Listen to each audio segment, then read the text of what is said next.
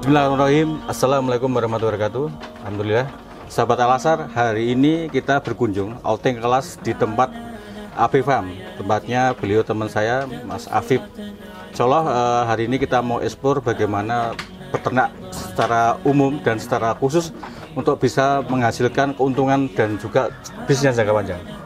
Nah, kali ini bersama Mas Afif, kira-kira apa sih solusi di masa krisis ini ya? Kok bisa mengambil keputusan untuk mengambil bisnis di peternakan? Monggo. Ya, terima kasih atas waktunya. Sebenarnya kita sudah lama ya Pak ya. Jadi sudah sejak belum lama juga, kita dari 2019 kita mencoba untuk peruntungan yang lain di peternakan domba. Jadi memang salah satu untuk ya kita kalau usaha itu kan juga pengennya ada untungnya.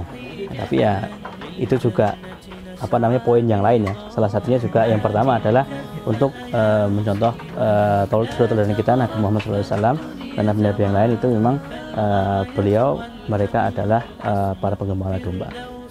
Dan ada hadis yang mengatakan memang keberkahan ketika kita memelihara domba itu. Nah, itu spirit beratnya seperti itu. Dan yang poin-poin yang lain adalah ya kita menghargai keuntungan dan kita bisa mengembangkan untuk yang lain juga seperti itu. Untuk ketahanan ya kita memang untuk kayaknya sekarang baru ini ya, baru tren untuk ketahanan pangan dan sebagainya, ya itu memang perlu sih, karena salah satunya memang yang tidak terdisrupsi oleh teknologi yang sangat mutakhir itu adalah peternakan dan pertanian. Jadi memang banyak sektor-sektor yang pertanian kemudian peternakan baik dari domba ataupun yang lainnya itu baru dilirik oleh masyarakat yang lain seperti itu. Dan ini juga sebetulnya nggak susah sih. Jadi memang kalaupun misalnya ada kesibukan, jadi dia bisa untuk sambilan juga. Jadi memang tidak terlalu ribet juga untuk masalah perawatan dan sebagainya. Seperti itu.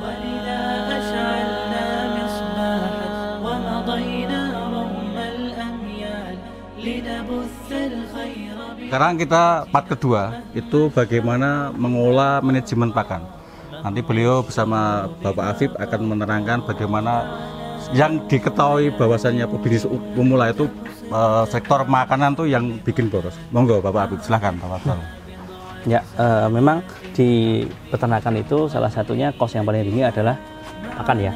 Itu sudah menggerus sekitar 60-70% dari semua kos yang ada. Dan itu kan butuhnya karena kita ini kan berhubungan dengan makhluk hidup. Jadi makhluk hidup itu kan setiap hari butuh makan. Nah, itu yang kadang-kadang yang bikin beberapa teman-teman yang lain kewalahan ya. Nah, kita di sini ada beberapa, jadi pakan basah. Pakan basah itu untuk serat seperti ini. Ini pakan basah ya. Ini ada tepung jagung. Dan ini sudah kita fermentasi, baunya wangi kayak tape. Nah, itu buat pakan pagi.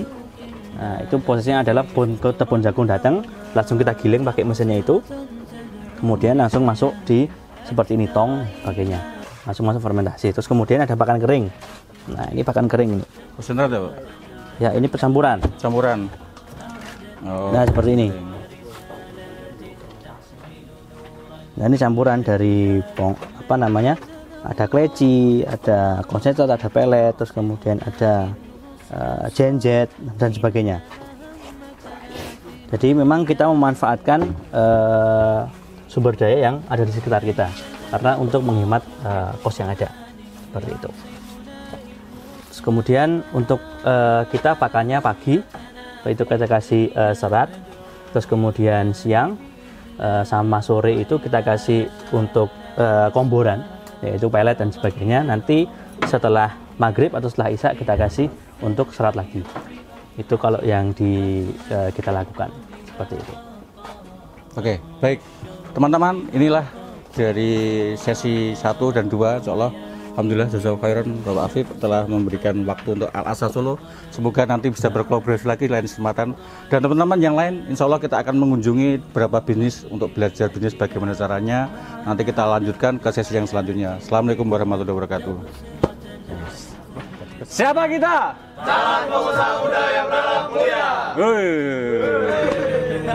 Yes, keren. فبعض الأثقال